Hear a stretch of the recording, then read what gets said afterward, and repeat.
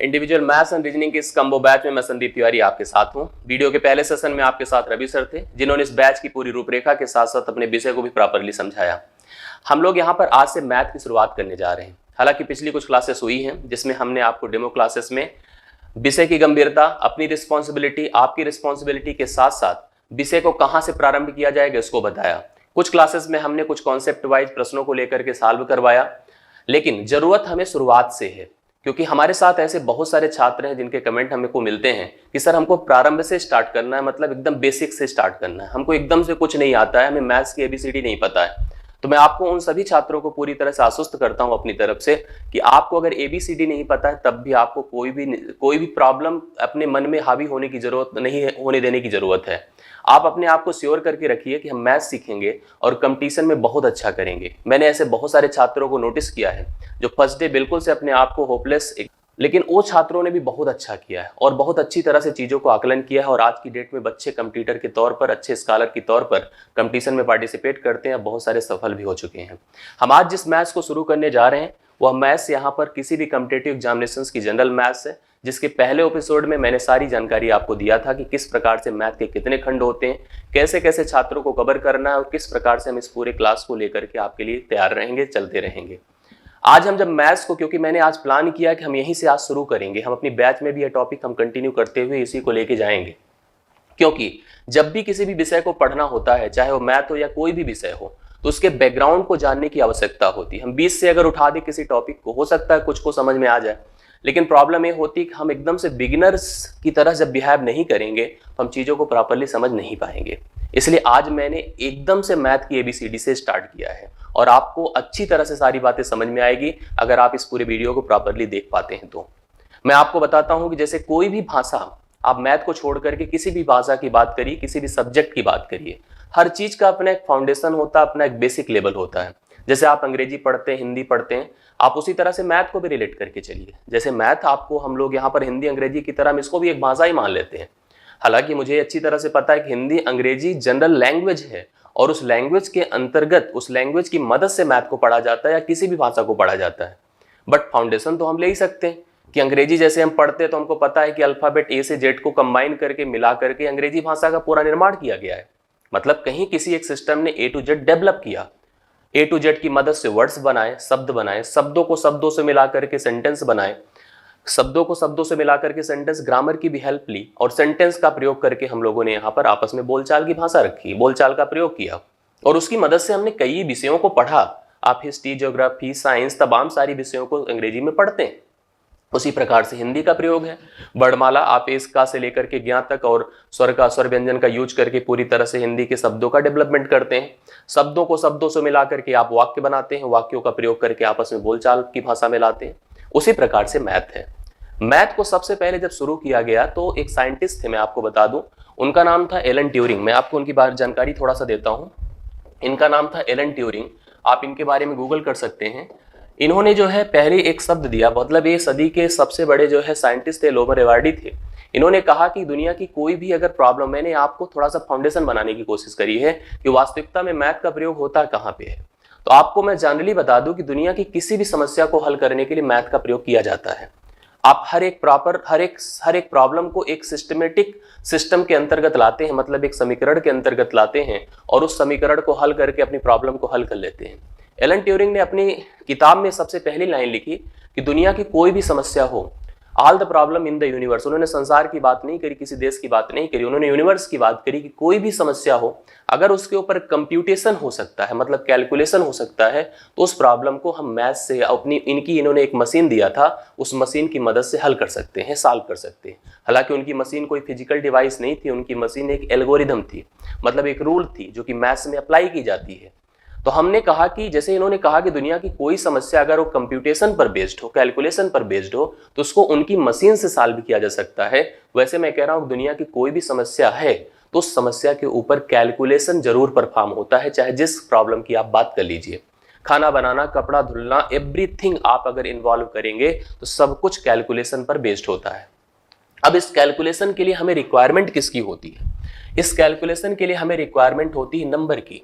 आपको अच्छी तरह से पता है कि कोई कैलकुलेशन है तो नंबर प्लस ऑपरेटर, आप कोई भी कैलकुलेशन करेंगे तो आपको दो चीजों की आवश्यकता होगी, एक तो नंबर की, दूसरा ऑपरेटर की। तो जैसे हम अंग्रेजी पढ़ने के लिए अल्फाबेट का यूज करते हैं, वैसे मैथ्स पढ़ने के लिए हमें नंबर और ऑपरेटर की रिक्वायरमेंट होती है, क्योंकि मैथ्स की ऑब्जेक्टिव जो है वो प्रॉब्लम को सॉल्व करना है, और प्रॉब्लम को तब सॉल्व कर सकते हैं जब उसको एक समीकरण में हम फ्रेम कर पाए, और समीकरण में फ्रेम करने के लिए हमें दो चीजों की बेसिक आवश्यकता पड़ेगी, नंबर्स की और ऑपरेटर की। ऑपरेटर को तो हम उसके साथ ही सीख लेंगे, बट नंबर को सीखने के लिए हमें एक प्रॉपरली सिस्टम को ही पढ़ना पड़ता है। जैसे आप ऐसे समझ लीजिए कि आप साइंस पढ़ते हैं, तो साइंस में जैसे किसी ने कहा कि 1 मीटर क्या होता है, हम कहेंगे सर 1 मीटर एक लेंथ है, एक मेजरमेंट है जो कि कुछ डिस्टेंस की होती है, कुछ उसकी लेंथ होती है। लेकिन सही से 1 मीटर की डिफिनीशन बताई गई कि पेरिस के नियर सेब्रे में एक इंटरनेशनल मेजरमेंट ब्यूरो है, जहां पर एक प्लैटिनम इराडियम की धातु रखी गई है, जिसमें 70% प्लैटिनम है, 30% इराडियम है। उस लेंथ को जो मार्क वहां पर बनाया गया, जो 0 डिग्री टेम्परेचर पर रखा गया, जिससे कोई चेंजेस ना उसके अंदर आने पाए, तो उसी को हम 1 मीटर कहते हैं। वैसे वहां पर एक वॉट रखा गया जिसको 1 किलोग्राम कहते हैं। तो कहीं ना कहीं एक सिस्टम पीछे इन्वॉल्व होता है, पीरियोडिक टेबल बनी है तो उसके पीछे कहीं ना कहीं एक सिस्टम अप्लाइड है। उसी प्रकार से मैथ के नंबर को भी समझने के लिए एक सिस्टम अप्लाइड है, जिस सिस्टम को हम नंबर सिस्टम कहते हैं, और पहली क्लास में भी मैंने आपको इस सिस्टम के बारे में प्रॉपर जानकारी दी कि नंबर सिस्टम संख्या प्रणाली हमारी मैथ्स में किस तरह से इंपॉर्टेंट है और इसके कितने खंड यहाँ पर टोटल बने हुए हैं। हालांकि जब मैं नंबर सिस्टम को एक्सप्लेन करूंगा तो मैं नंबर की उपयोगिता से लेकर के एक्सप्लेन करूंगा, नंबर्स के बारे में लेकर एक्सप्लेन करूंगा। जैसे मैंने कहा कि अगर अंग्रेजी हमें पढ़नी है तो हमें ए से लेकर जेड तक के लेटर्स के बारे में जानकारी होनी चाहिए, यह बात आपको अच्छी तरह से पता है। उसी प्रकार से मैथ अगर आपको पता होना चाहिए, मैथ के बारे में जानकारी हो, तो आपको कुछ डिजिट, कुछ सिंबल या कुछ अलग अलग प्रकार के अप्रोच क्लियर होनी चाहिए।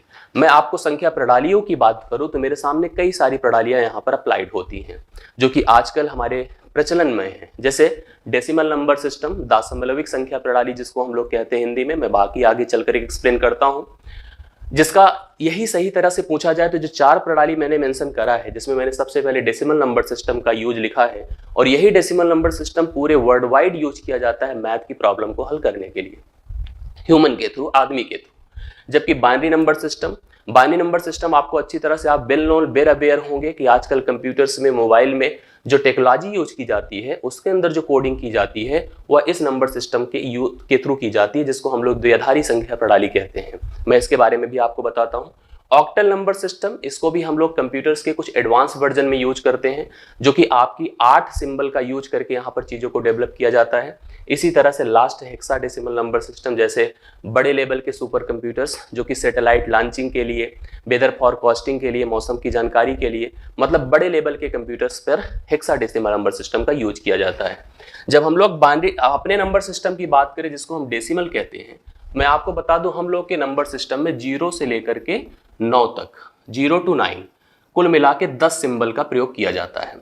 अब क्योंकि 10 सिंबल का प्रयोग किया जाता है, इसलिए अपने जो नंबर सिस्टम का आधार होता है, बेस होता है, वो 10 होता है।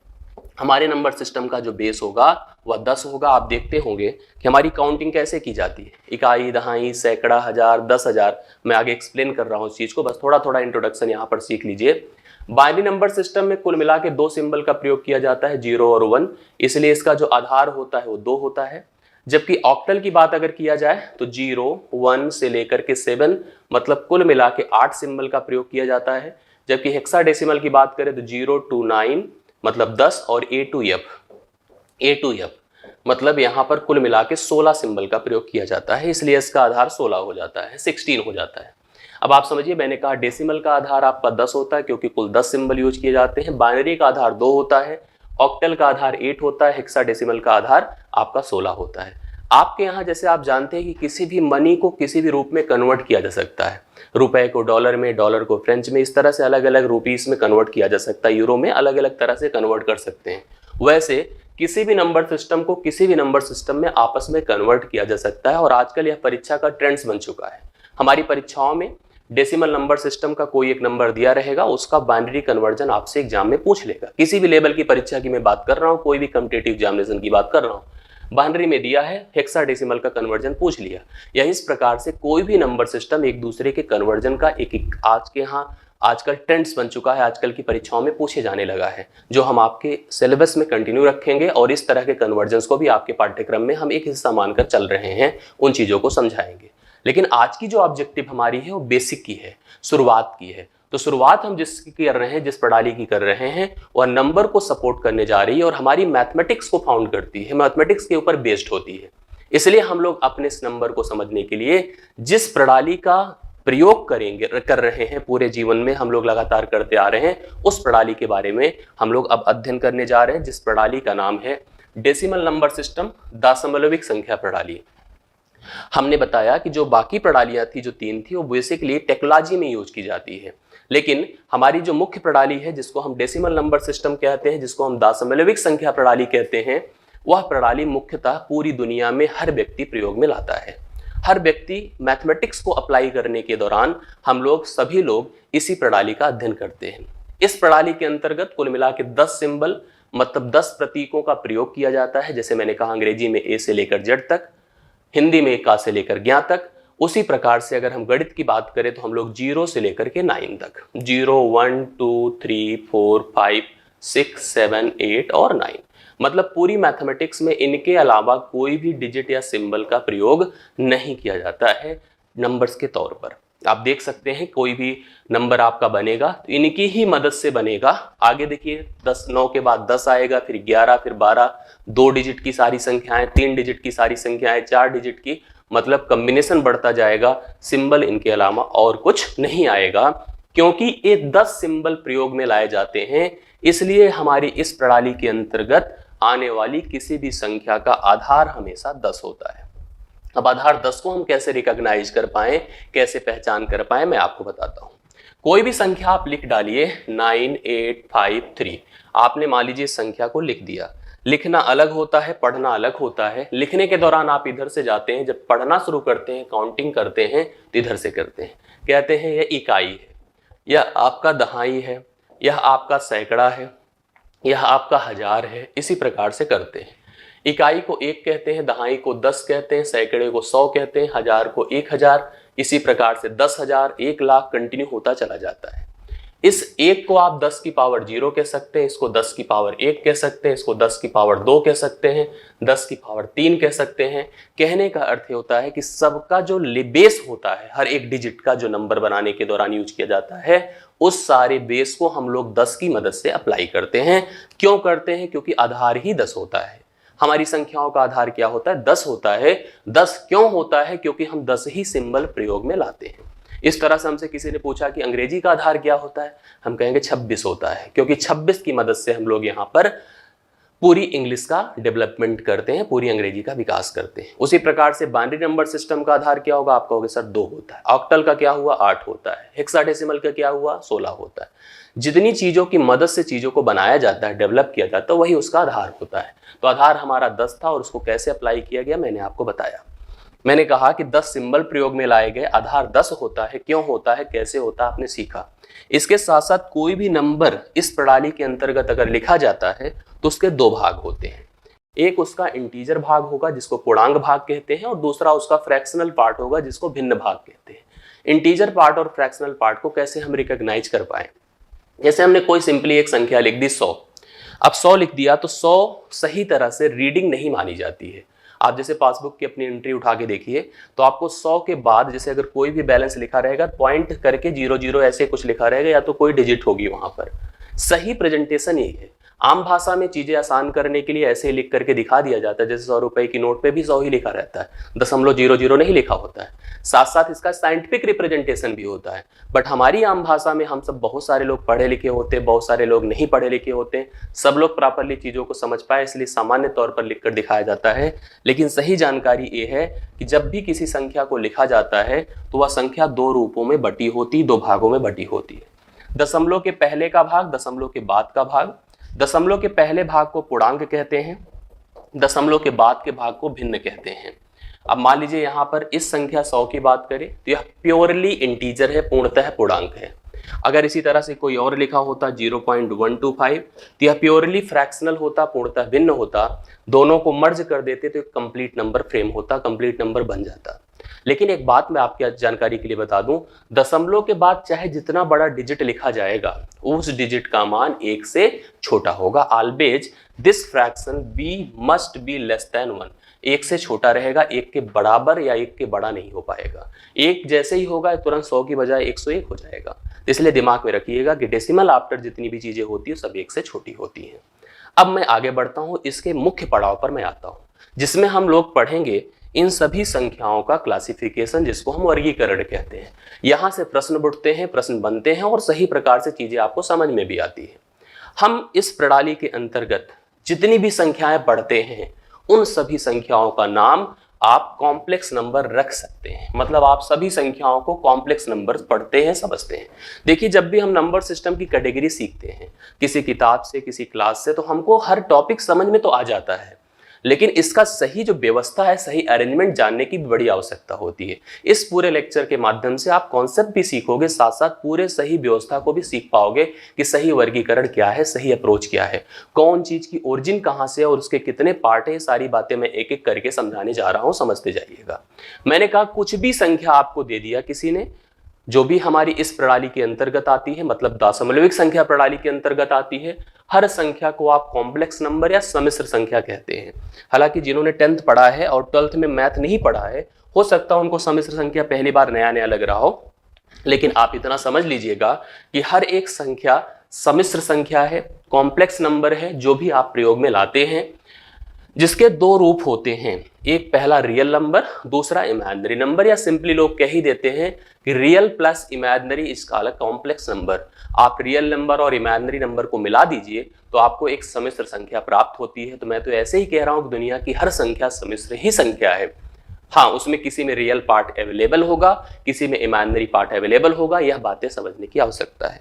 अब रियल का मतलब वास्तविक, इमेजिनरी मतलब आभासी या काल्पनिक आप कह सकते हैं। जैसे कि हम लाइफ की बात करें, हमारी जीवन भी दो रूपों में बटा होता है, आपको अच्छी तरह से पता है। जैसे कहते हैं एक रियल वर्ल्ड, जहां पे हम एग्जिस्ट करते हैं, जहां पे हम रहते हैं, जहां की चीजें हम ऑब्जर्व कर सकते हैं, देख सकते हैं, समझ सकते हैं, उसके बारे में डिस्कशन कर सकते हैं।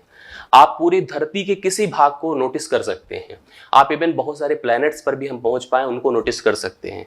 लेकिन जैसे कोई कह दे स्वर्ग, मर के हम स्वर्ग चले जाते हैं, मर के हम नरक में चले जाते हैं, और तो हम क्या उनको जो है सही तरह से हम रियल पार्ट कंसिडर कर सकते हैं? नहीं, क्योंकि आज तक कोई स्वर्ग गया और स्वर्ग से लौट कर आकर के जानकारी हमको नहीं दिया कि स्वर्ग होता कैसा है। जब कोई लौट के आए, उस चीज के बारे में सही तरह से जानकारी दे दे, तो समझ जाएंगे वो रियल पार्ट है। इसलिए हम उसको इमेजिनरी पार्ट मानकर चल रहे हैं, उसको अभी अपनी दुनिया का पार्ट नहीं मान रहे, उसको हम काल्पनिक पार्ट मान रहे हैं। हम इस धरती के जितने भी और पार्ट है, जैसे अमेरिका है, ऑस्ट्रेलिया है, इवन मंगल ग्रह भी पहुंच चुके हैं, हम लोग चांद की भी बात करते हैं, तो हर चीज ऐसी जो भी हमारे पास है लाइफ में, जिन तक हमारी टच है, उसको हम रियल पार्ट में कंसिडर करेंगे। बट कोई कह दे मर के स्वर्ग गए थे यार, वहां पे गए, ऐसा हुआ वैसा हुआ, इंद्र भगवान बैठे थे, इतने सारे लोग ऐसे थे, ये सारी व्यवस्था जो थी वो आपकी जो है इमेजिनरी पार्ट के अंतर्गत आती है, काल्पनिक संसार के अंतर्गत आती है। उसी प्रकार से यहाँ पर भी मैथ में दो चीजें डेवलप्ड हैं, एक आपकी रियल नंबर, दूसरी आपकी इमेजिनरी नंबर। रियल का मतलब वास्तविक मैथमेटिक्स आपकी रियल से ही होती है। वास्तविक मैथमेटिक्स जहाँ पे बेसिक कैलकुलेशन परफॉर्म करने की क्षमता आती है और रियल नंबर के अंतर्गत ही आती है, इमेजिनरी के अंदर नहीं आती है। अगर हम इतनी थोड़ी बहुत मैथमेटिक्स जानते हैं तो हम इमेजिनरी को थोड़ा आपको समझा दे सबसे पहले, फिर क्योंकि इसको तो बहुत बड़ा लॉन्ग डिस्क्राइब करना है, इसलिए हम सबसे पहले इसको थोड़ा कवर करके तब आगे बढ़ते हैं। काल्पनिक की बात करें, काल्पनिक का अर्थ ही हो गया कि जैसे ऐसी संख्या जिसके ऊपर कैलकुलेशन ना परफॉर्म किया जा सके। जैसे मैं आपसे कह दूं भैया √4, अब इतना कैलकुलेशन हम सब जानते हैं कि √4 क्या होता है, तो आप कह देते हैं सर +-2 होता है, क्योंकि आप जानते हैं कि अगर हम +2 का वर्ग करेंगे तब भी √4 आएगा, -2 का वर्ग करेंगे तब भी 4 आएगा। मतलब किसी भी संख्या चाहे वो धनात्मक होती है चाहे वह ऋणात्मक, उसका वर्ग हमेशा धनात्मक होता है, बात आप जानते हैं। तो 4 का वर्गमूल +-2 हो जाता है। अब आपसे हम पूछें कि -√4 का मान क्या होगा, तो आप कहोगे सर अगर +2 बताओगे तो 2 का वर्ग भी -4 नहीं होता और -2 का वर्ग भी +4 होता है, माइनस नहीं होता है। इसलिए इसका कैलकुलेशन परफॉर्म नहीं किया जा सकता है नॉर्मली किसी डिजिट की मदद से। जब नहीं हो सकता है, इस संख्या को हम इमेजिनरी नंबर कह सकते हैं। बाद में एक साइंटिस्ट आए जो कि बहुत बड़े मैथमेटिशियन थे, जिनका नाम था यूलर। यूलर ने एक वर्ड दिया आयोटा, एक वर्ड दिया आयोटा, जिसको आई से रिप्रेजेंट किया गया। उन्होंने आई को बताया कि आई क्या है, एक इनिशियल सिंबल है जिसको हम √-1 से इनिशिएट कर सकते हैं, शुरुआत कर सकते हैं। -1 से इनिशिएट कर सकते हैं। इसका मतलब जब कभी आई स्क्वायर की रिक्वायरमेंट होगी तो इसका वर्ग -1 हो जाएगा, आई की पावर 3 की रिक्वायरमेंट होगी तो -i हो जाएगा, इसके साथ गुणा, आई की पावर 4 होगा तो -1 का वर्ग +1 हो जाएगा। अब आई की पावर अगर आप 5 निकालेंगे तो यह हो जाएगा, 6 निकालेंगे तो यह हो जाएगा, मतलब यह साइक्लिक होता है। इसी तरह से 7 यह हो जाएगा, 8 यह हो जाएगा, ऐसे ही कंटिन्यू 4 के बाद, मतलब इन्हीं 4 वैल्यूज में टर्मिनोलॉजी कंटिन्यू काम करती रहेगी। हमारे यहाँ प्रश्न पूछे जाने लगे हैं आजकल कॉम्प्लेक्स नंबर से, हमसे पूछे जाने लगा है कि आई की पावर 88 क्या होगा, आई की पावर 257 क्या होगा। इस तरह के प्रश्न आजकल आपकी परीक्षाओं के ट्रेंड्स बन चुके हैं जो कि हम लोग कवर करेंगे, ये बात समझने की जरूरत है। लेकिन जो अभी आवश्यकता है, मैं वहां की बात अगर आपको करके दिखाऊं तो आप समझिएगा। इन्होंने कहा कि आई का मान √-1 है, इसलिए जैसे भी हमारे सामने -√4 आया तो हमने इसको 2 पार्ट्स में ब्रेक कर दिया। हमने लिखा √-1 इंटू √4 लिख सकते हैं। ऐसा हमेशा किसी भी नंबर के कॉम्बिनेशन को बाद में हम इसको इंडिसेस में भी अच्छे से बताएंगे। इसका मान अभी आपने बताया कि +-2 होता है और इसका मान i होता है, तो आप इसको लिख सकते हैं इस पूरे मान को कि इस पूरे मान को लिख सकते हैं +-2 इंटू आई। मतलब मैथ ऐसा विषय ही है कि हर चीज का सॉल्यूशन, हर चीज का कैलकुलेशन ऐसे तमाम सारे अलग अलग अच्छे लेवल के वैज्ञानिक की मदद से किया जाने लगा। लेकिन सामान्य कैलकुलेशन संभव नहीं था, इसलिए इस नंबर को हम काल्पनिक संख्या की कैटेगरी में लाए। मैं जब अपनी आम बोलचाल की भाषा में इसको डिफाइन करने लगा तो मैंने कहा कोई भी संख्या ले लीजिए, संख्या कोई इमेजिनरी नहीं होती है, दिमाग में रखिए, लेकिन उस संख्या का नेगेटिव रिप्रेजेंटेशन, उस संख्या का नेगेटिव रूट निकालने की प्रक्रिया, मतलब हम ऐसे कह दें कि ऋणात्मक संख्याओं के वर्गमूल को ज्ञात करने की व्यवस्था, ऋणात्मक संख्याओं के वर्गमूल को ज्ञात करने की व्यवस्था संख्याओं को काल्पनिक संख्या बना देती है। मतलब काल्पनिक संख्या कोई होती नहीं है, काल्पनिक संख्या बन जाती है। ऋणात्मक संख्याओं के वर्गमूल को ज्ञात करने की प्रक्रिया संख्याओं को काल्पनिक संख्या बना देती है, यह डिफिनीशन है। मतलब आप संख्या की बात करिए, -4 वास्तविक संख्या है, +4 वास्तविक संख्या है। रूट एक बेहतर सिंबल है जो कि मैथ्स की बड़ी से बड़ी समस्याओं को हल करता है, लेकिन हम जब इसके अंदर इस रूट को नंबर को रख दिए तो अब यह व्यवस्था जो बनकर आई वह कॉम्प्लेक्स हो गई, वह आपकी कॉम्प्लेक्स क्या, इमेजिनरी हो गई। इसलिए हम ऐसे कह सकते हैं कि इमेजिनरी नंबर कोई नंबर नहीं होता है, इमेजिनरी नंबर एक व्यवस्था होती है जो कि बन जाती है जब भी हम ऋणात्मक संख्याओं का वर्गमूल ज्ञात करने जाते हैं। यह सिस्टम है। अब आगे मैं बढ़ता हूं क्योंकि हमें इसके बारे में ज्यादा जानकारी रखनी है। तो वास्तविक संख्या क्या है, मैं उसकी बात करता हूं। मैंने कहा कि यही वास्तविकता में कैलकुलेशन का पार्ट होता है। हमारी पूरी मैथमेटिक्स में जो भी प्रश्न आपको दिए जाएंगे उन सभी प्रश्नों के जो नंबर यूज किए गए हैं, डिजिट यूज किए गए हैं, और जो भी उत्तर आएगा उसके भी जो डिजिट यूज किए गए हैं, एक नंबर लाइन पर रिप्रेजेंट किए जा सकते हैं। एक सरल रेखा होती है, नंबर लाइन होती है, जिस नंबर लाइन पर मौजूद जितनी भी संख्याएं होती हैं वह सभी वास्तविक संख्या की पार्ट होती हैं, वो सभी वास्तविक संख्या के पार्ट होती हैं। तो आप कह सकते हैं कि इस संख्या रेखा पर प्रदर्शित की जाने वाली सभी संख्याएं वास्तविक संख्या कहलाती हैं, जिनको हम कैपिटल R से भी इंडिकेट कर सकते हैं। इसका एक सिंबल होता है कैपिटल R। आप दुनिया की किसी भी संख्या को कंसीडर कर सकते हैं इस संख्या की मदद, इस संख्या रेखा पर। आप जिस संख्या को भी सोच पा रहे हैं, जिस संख्या को प्रदर्शित करना चाहते हैं, आप इस नंबर लाइन पे आके रिप्रेजेंट कर सकते हैं। यहाँ पर एक फैक्ट मैं आपको बता दूं, किसी एक संख्या से दूसरी संख्या तक जाने के लिए आपको अनंत संख्याओं को क्रॉस करना पड़ता है। क्योंकि जैसे डिवीजन की बात करिए, 0 से 1 के बीच अगर हमसे कोई पूछे कि how many digit can be exist या how many numbers can be exist, कितनी संख्याएं आ सकती हैं, तो हम कह रहे हैं कि पहले तो इसको 10 पार्ट में ब्रेक कर दीजिए। ये देखिए 4 पार्ट, फिर 4 पार्ट। जैसे घड़ी की सुई आप देखिए या स्केल देखिए, तो एक यूनिट से दूसरे यूनिट तक जाने के लिए जो डिवीजन होता है 10 का डिवीजन होता है। अब यह 0.1, 0.2, 0.3, 0.4, 0.5, इसी तरह से हम लोग 1 पर पहुंच गए। 0 जब 1.0 होगा तो 1 पर पहुंच गए। फिर से आप इनको 2 पार्ट्स में ऐसे 10 पार्ट्स में ब्रेक कर सकते हैं। मतलब यह डिवीजन ऐसे इनफाइनाइट तक मूव करता रहेगा। आप कभी भी किसी एक वास्तविक संख्या से दूसरी वास्तविक संख्या में हमेशा अनंत वास्तविक संख्याएं प्राप्त कर सकते हैं।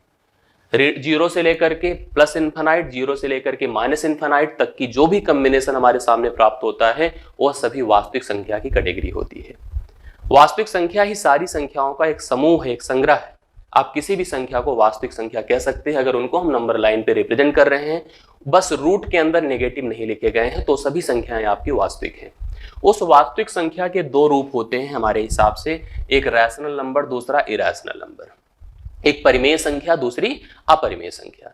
परिमेय संख्या की जब डिफिनीशन दी जाती है तो कहा जाता है कि वह वास्तविक संख्याएं जिनको p बटा q के रूप में लिखा जा सके, जहां पर बताया जाता है कि जो q का मान हो 0 के बराबर ना हो। मतलब किसी भी संख्या को अगर हम भिन्न रूप में लिख सकें, किसी भी संख्या को अगर हम भिन्न रूप में लिख सकें जहां पर हर का मान शून्य ना हो, बस चाहे वो धनात्मक चाहे वो ऋणात्मक चाहे जैसा हो, वह संख्या आपकी परिमेय होती है। जैसे हमने आपसे कहा कि बताएं 2 के बारे में, तो आपने कहा सर 2/1 लिख सकते हैं, 1/2 है, -5 है, -2/3 है, 0.7 है, 5 है मान लीजिए। अब आपसे मैंने पूछा कि यह परिमेय है कि नहीं, तो आप कह देंगे सर बिल्कुल है, किसको 5/10 लिख सकते हैं, मतलब 1/2 हो जाएगा। ऐसे हमने लिखा 0.12, तो आप इसको 12/100 कह सकते हैं। इसी तरह से 3/25 कह सकते हैं। मतलब यह भी एक प्रकार की जो है आपकी परिमेय संख्या ही है। मतलब कोई भी संख्या अगर भिन्न रूप में लिखी जा सके जिसमें अंश का मान चाहे जो हो बट हर का मान शून्य ना हो, तो वह संख्या आपकी परिमेय संख्या है। जैसे अगर मान लीजिए 0 है तो वह भी एक परिमेय संख्या है। लेकिन अगर कोई कह दे कि 2/0, तो यह परिमेय संख्या आपकी नहीं कहलाएगी। बाकी दुनिया की सभी संख्याएं परिमेय संख्या कहलाती हैं। एक सिंबल होता है पाई। पाई के 2 मान होते हैं, एक तो 22/7 कभी कभी यूज किया जाता है, कभी कभी इसी का अप्रॉक्सीमेटेड मान आपका जो है 3.14 यूज किया जाता है। हमको अगर कोई 3.14 दे दे या 22/7 दे दे तो हम उसको परिमेय कह देते हैं। लेकिन पाई के और भी मान एग्जिस्ट किए जा सकते हैं। पाई के और मान, जैसे पाई रेडियन में 180 डिग्री होता है, तो उसके हिसाब से हम पाई को अपरिमेय कहते हैं, सिंबल को, प्रतीक को, लेकिन मान को हम लोग यहाँ पर परिमेय कहते हैं। इस बात को दिमाग में रखिएगा। तो हम किसी भी संख्या को जो वास्तविक संख्या होती हैं अगर उन्हें p/q के रूप में लिख सकते हैं तो वह सभी की सभी संख्याएं आपकी परिमेय होंगी, बाकी सारी की सारी संख्याएं आपकी अपरिमेय होंगी। अब अपरिमेय की तरफ थोड़ा बढ़कर आइएगा। हालांकि जैसे वहां पर हमने आपको इमेजिनरी बताया था, वही व्यवस्था यहाँ पर अपरिमेय के लिए भी लागू होती है। कैसे होती है ध्यान दीजिएगा। इसकी डिफिनीशन होती है कि वह संख्या, वह वास्तविक संख्या या संख्याओं का वह समूह जिसे ना तो पूर्णतः विभाजित किया जा सके, ना तो विभाजित कर सकें, और ना ही संख्याएं वो आवर्ती हों। संख्याएं ना ही क्या हों, आवर्ती हों। अंग्रेजी में अगर आप पढ़ रहे हैं तो आप ऐसे कह सकते हैं, द कॉम्बिनेशन या the groups of the each possible real numbers which is neither terminating not repeating. मतलब ना तो उसे विभाजित किया जा सके, ना ही वह संख्याएं आवर्ती हों, तभी वह संख्या आपकी अपरिमेय संख्या कहलाती है। मतलब ये दोनों शब्द जो हैं वो भाग को पर्याय हैं, भाग के ही रूप हैं, मतलब डिवीजन के ही पार्ट हैं। जैसे आपको मैं बता दूं कि ये संख्या रेखा मान लीजिए है, इस संख्या रेखा पर जितने भी विजिबल नंबर्स है जो दिख रही हैं, उन सभी के नीचे अगर देखा जाए तो 1 है। तो जब किसी भी संख्या के नीचे 1 है तो उसका कोई डिवीजन तो होता नहीं है। 1 के अलावा कुछ, जैसे आप ऐसे समझिए कोई एक प्रॉपर्टी है, प्रॉपर्टी का एक ओनर है, मतलब एक वारिस है, तो उसके कोई डिवीजन, कोई फर्दर तो पॉसिबल नहीं है। लेकिन अगर उसके 2 लड़के हैं, 3 लड़के हैं, तो उसका डिवीजन संभव है। इसीलिए जब किसी भिन्न के नीचे 1 से बड़ी संख्या होगी तो उसका बंटवारा तो होना संभव है, मतलब होगा, श्योर होगा। आप ऐसे कह दीजिए कि अगर कोई भी हम डिवीजन परफॉर्म करेंगे, थोड़ा सा मैं यहाँ पर एक बात बता दूं आप लोग को, किसी भी डिवीजन की बात अगर आप करिए, क्योंकि हमसे जो बात किया उसने जो है इमेजिनरी, उसकी इरेशनल नंबर की, उसने हमको भाग की तरफ थोड़ा मूव कराया, डिवीजन की तरफ थोड़ा सा मूव कराया। तो उसने हमसे कहा डेफिनेशन में कि ना तो संख्या पूर्णतः विभाजित हो, ना ही संख्या आवर्ती हो। तो विभाजित होना और आवर्ती होना दोनों की बात मैं करता हूं। देखिए, भाग अगर होगा तो 3 प्रकार के रिजल्ट किसी भी भाग में आप प्राप्त कर सकते हैं। भाग में 3 के अलावा कोई भी भागफल नहीं आता, चाहे जो भी भाग आप दे रहे हैं। मान लीजिए किसी भाग में हमने भाग दिया तो हमें कुछ इस प्रकार का रिजल्ट मिला। जैसे हमने कहा 15 को हम 3 से भाग दें। अब आपको पता है 3×5 15 होगा, यह भाग दिया गया। वैसे भी मैं एक चीज बता दूं कि दुनिया की किसी भी संख्या को किसी भी संख्या से भाग दिया जा सकता है। आप जैसे ऐसे कह सकते हैं कि एक साल में अगर 12 महीने होते हैं तो एक महीने में 1/12 साल भी होते हैं। मतलब आप किसी भी संख्या को किसी संख्या से भाग दे सकते हैं। भाग देने के बाद जो रिजल्ट आया, जैसे देखिए यह कंप्लीटली टर्मिनेटिंग है, पूरी तरह से कट गया, 3×5 15। यही 15 को अगर आप 4 से भाग देते तो 4 3 दशमलव आपका आ जाता, 3 चौके 4 3 12 होता है, 4 7 28, 4 5 20। मतलब कंप्लीटली नहीं है, पार्सली टर्मिनेटिंग, मतलब पूर्णता तो विभाजित नहीं है, लेकिन आंशिक रूप से या कह सकते हैं दशमलव के कुछ अंकों के बाद जरूर विभाजित है। तो यह भी टर्मिनेटिंग है और इसको भी टर्मिनेटिंग कह सकते हैं। लेकिन एक भाग ऐसा होता है जैसे 10/3 टाइप का, अब आप इसको देते रहेंगे 3 दशमलव आपका 3 3 3 3 3 3 ऐसे अनंत तक बढ़ता जाएगा। यह ना इधर या टर्मिनेटिंग नहीं है, ना टर्मिनेटिंग। अच्छा, जो टर्मिनेटिंग नहीं होंगे वो 100% रिपीटिंग होंगे। आप इसको 3 के ऊपर ऐसे बार लगा के रिप्रेजेंट कर सकते हैं, इसी को आवर्ती होना कहते हैं। तो भाग अगर होगा तो या तो संख्याएं कंप्लीटली टर्मिनेट होंगी या तो दशमलव के कुछ अंकों के बाद होंगी, अगर नहीं होंगी तो आपकी 100% संख्याएं आवर्ती हो जाएंगी। जबकि हमसे उसने कहा कि ना तो टर्मिनेटिंग हो ना ही आवर्ती हो। तो जब अगर मान लीजिए हम किसी भी इन प्रकार के भिन्नों की बात करेंगे तो बिल्कुल इरेशनल नहीं होंगे। यह थोड़ा बहुत हुआ क्योंकि इसने जो है देखा कि यहाँ पर टर्मिनेट नहीं हुआ, लेकिन अगर देखा गया बाद में तो रिपीट तो हो गया ना। तो हम कह सकते हैं कि कोई भी भिन्न संख्या तो आपकी अपरिमेय संख्या नहीं हो सकती है, कोई भिन्न संख्या अपरिमेय नहीं हो सकती, क्योंकि भिन्न संख्याएं जो हमें भाग के रूप में होती हैं या तो पूर्णतः कट जाएंगी या तो दशमलव के कुछ अंकों के बाद कटेंगी, अगर नहीं कटेंगी तो आवर्ती पक्का हो जाएंगी। अब जबकि इसने कहा ना कटे ना आवर्ती हो, तो ऐसा भाग में संभव नहीं है लेकिन वर्गमूल में संभव है।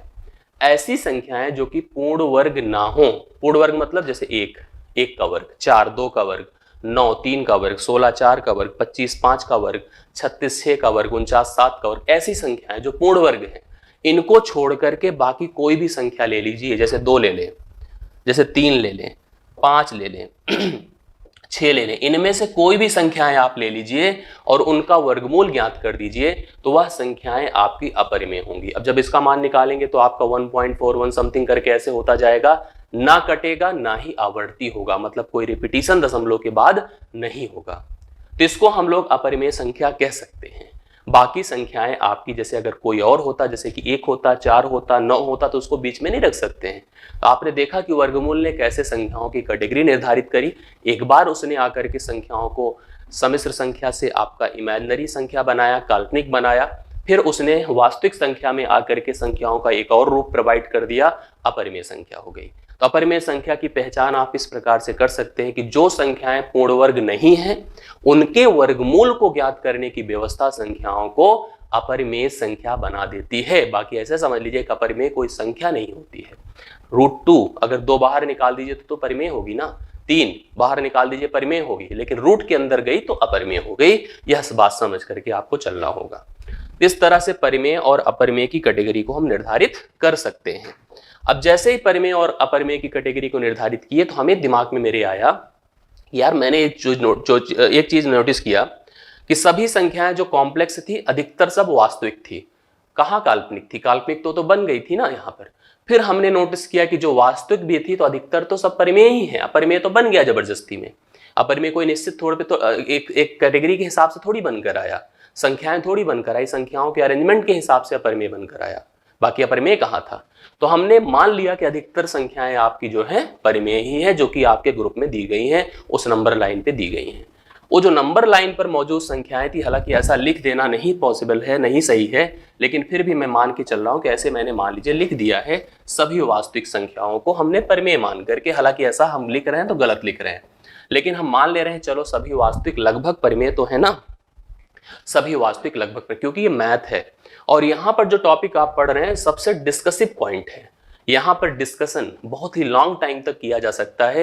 यह बड़ा ही इंटरेस्टिंग फैक्ट होता है। जब इसमें कोई लोग घुसते हैं ना तो उनको बड़ा ही आनंद आता है, बड़ी ही मतलब एक इंटरेस्टिंग फीचर में आप बात कर रहे हैं। तो इसलिए इस तरह की बातों को खूब डिस्कस करने से कई सारी चीजें हम कवर कर पाते हैं, कई सारे लेवल पर अपना कॉन्फिडेंस हम दिखा सकते हैं। मैंने कहा लगभग सभी संख्याएं आपकी परिमेय थी, लेकिन सभी नहीं थी। याद रखना इस चीज को, वो बाद में मैं आपको डिस्क्राइब कर दूंगा। फिर इनको देख करके हमने संख्याओं के 2 नेचर और डेवलप किए। मैंने जैसे अभी बताया कि कोई संख्या अगर लिखी गई तो संख्या के 2 रूप बनकर आए, एक तो उसका इंटीजर, दूसरा उसका भिन्न प्राण फ्रैक्शनल। तो अब यहाँ पर जैसे जो संख्याएं विजिबल हैं लाइन पर, उन संख्याओं के नीचे अगर मैंने नोटिस किया तो 1 था, दशमलव के बाद 0 था, तो उन सभी संख्याओं को आपने इंटीजर कहा, जिसको आई से डिनोट करते हैं या तो जेड से डिनोट करते हैं। एक बात मैं बताना भूल गया, रैशनल को आप जो है क्यू से इंडिकेट करते हैं। चलिए, बाकी जो बीच बीच के गैप है, जैसे 0 से 1, 1 से 2, 2 से 3, मैंने कहा नहीं था कि अनंत संख्याएं संभव होती हैं, उन सभी संख्याओं को आप फ्रैक्शनल संख्या, भिन्न संख्या कह सकते हैं। दो पूर्णांकों के बीच की जो संख्याएं होती हैं उनको आप फ्रैक्शनल नंबर कह सकते हैं, भिन्न संख्या कह सकते हैं। हालांकि वो भी परिमेय होती हैं, लेकिन आप उनको भिन्नात्मक संख्या कह सकते हैं। लेकिन जो डिजिट अवेलेबल है, जो विजिबल है, लाइन पर दिख रहे हैं एग्जैक्टली, वो चाहे नेगेटिव हो चाहे पॉजिटिव हो, वो सब के सब आपके पूर्णांक होते हैं, वो सब की सब आपकी इंटीजर संख्याएं होती है। इसमें याद रखना, अगर कभी कोई भिन्न बनेगा तो नीचे हमेशा 1 रहेगा, दशमलव के बाद हमेशा 0 रहेगा। यह संख्याएं चाहे धनात्मक हो चाहे ऋणात्मक हो, ये सब की सब आपकी पूर्णांक कहलाती हैं, आपकी इंटीजर कहलाती हैं। इस पूर्णांक की बात करें तो सबसे पहले मैंने ऐसे कैटेगरी निर्धारित करी, -इनफाइनाइट से लेके बढ़ते गए -2, -1, 0, 1, 2 सो ऑन प्लस इनफाइनाइट। तो इस तरह से जो हमारा एक कॉम्बिनेशन है लाइन का, अभी नोटिस करिए, इसके पहले अगर आपने देखा था कि इस तरह की लाइन थी, इस पर नंबर अवेलेबल थे, इस पर नंबर अवेलेबल थे, जबकि अभी जो मैंने लाइन बनाई वो आपने देखा कि लाइन ना बना के मैंने एक ब्रैकेट बनाया, मैंने एक मझला ब्रैकेट यहाँ पर लिया, उसमें कॉम्बिनेशन को रिप्रेजेंट किया। तो इन दोनों में बहुत ही अंतर है, जमीन आसमान का अंतर है, याद रखिएगा। क्यों अंतर है? क्योंकि ये जो ग्रुप है वह एक रेंज को डेवलप कर रहा है। आप देख रहे हैं यहाँ पर -इनफाइनाइट से लेके प्लस इनफाइनाइट, मतलब पॉजिटिव नेगेटिव साथ साथ जो भिन्नात्मक है वो भी इंक्लूडेड है। भिन्न जब हटा दिया था तो जो पूर्णांक केवल बचे थे, अगर उनको हम लेकर चल रहे हैं तो उनको केवल इंटीजर हम कह सकते हैं। जो विजिबल थे ऊपर उनको ही तो लेकर आए, बाकी सबको तो हटा दिए। मैंने वहां पर भी एक्सप्लेन किया इस बात को। ये पूर्णांक है जो 3 कैटेगरी में निर्धारित किया जा सकता है। सबसे पहले शून्य, जिसको हम न्यूट्रल कहते हैं। इसके इधर साइड राइट में जाएंगे तो पॉजिटिव, लेफ्ट में जाएंगे तो नेगेटिव। मतलब अगर पॉजिटिव में जा रहे हैं तो इंक्रीजिंग बढ़ता क्रम, इधर लेफ्ट में जा रहे हैं तो घटता क्रम, और खुद वो जो है वो न्यूट्रल होता है। जैसे कि नाभिक में प्रोटॉन इलेक्ट्रॉन न्यूट्रॉन होता है, तो आप देखते हैं कि proton positive, electron negative, neutron neutral होता है, बैलेंस बनाने के लिए होता है। उसी प्रकार से शून्य भी काम करता है। यहाँ पर शून्य केवल डिवीजन जनरेट करने के लिए होता है। थोड़ा सा कैटेगरी की बात करें तो धनात्मक में जो सबसे पहला जो जीरो के सबसे क्लोज्ड होता है धनात्मक पूर्णांक, वह सबसे छोटा होता है। ऋणात्मक की बात करें तो जो सबसे नजदीक होगा, सबसे क्लोज्ड होगा जीरो के, वो सबसे बड़ा ऋणात्मक पूर्णांक होता है। यह कैटेगरी है। इस पूर्णांक को मैंने कहा 3 कैटेगरी में फिक्स कर दिया, नेगेटिव, पॉजिटिव और शून्य, जीरो जो कि न्यूट्रल है। अब अगर इसके आधार पर मैंने फिर से कैटेगरी स्टार्ट की तो जीरो से लेकर के अगर मैं बात करूंगा सभी पूर्णांक की, जीरो से लेकर के, तो उनको हम होल नंबर कहते हैं, पूर्ण संख्या कहते हैं। जीरो को अगर छोड़ दिया जाए, 1 से शुरू किया जाए तो सभी प्राकृतिक होती हैं, सबको हम नेचुरल नंबर कहते हैं। कुछ और होती हैं जो कि खुद से कटती हैं और 1 से कटती है, मतलब उनकी केवल 2 गुणनखंड होते हैं। मैं इसको एक्सप्लेन कर रहा हूं। वह आपकी अभाज्य होती हैं, जो 2 के अलावा किसी अन्य और संख्या से भी कट जाए जिसके कम से कम 3 गुणनखंड हो, वह आपकी भाज्य संख्या है। बाकी 2 कैटेगरी और है जिसको मैंने अलग से रखा है, इसलिए क्योंकि वह नेगेटिव पॉजिटिव दोनों हो सकती हैं, जबकि इधर की जो 4 कैटेगरी है वो केवल पॉजिटिव है। तो वो आपकी इवन भी हो सकती है और ऑड भी हो सकती है। इधर मैंने प्राइम की 3 और कैटेगरी रखी है, रिलेटिव प्राइम, को प्राइम, ट्विन प्राइम, जो भी डिस्कशन का पार्ट है। अब आगे थोड़ा सा आप देखते जाइएगा तो आपको एक एक बात मैं बताता हूं। सबसे पहले मैंने कहा होल नंबर की पूर्ण संख्या क्या है। अगर हम पूर्णांक की बात करें, 0 से लेकर के जितनी भी काउंटिंग नंबर हो सकती हैं इनफाइनाइट तक, उनको आप होल नंबर कहते हैं, मतलब पूर्ण संख्या कहते हैं। पूर्ण पूर्णांक कह सकते हैं, पूर्ण संख्या कह सकते हैं। अगर हम 0 को छोड़ करके 1 से शुरू करके एकदम सेम टू सेम वही कैटेगरी को फॉलो करते चले जाएं तो यह आपकी नेचुरल नंबर हो जाती। होल को W से रिप्रेजेंट किया जाता है, इसको कैपिटल N से प्रेजेंट किया जाता है। आप ऐसे कह दीजिए, देखिए सभी पूर्णांक, सभी प्राकृतिक संख्याएं पूर्ण हैं, बट सभी पूर्ण संख्याएं प्राकृतिक नहीं हैं। आप कैटेगरी के हिसाब से सोचिए, एक केवल सिंबल की मदद से, हम लोग सिंबल की हेल्प से या सिंबल की वजह से इतनी बड़ी कैटेगरी यहाँ पर जनरेट हो गई है।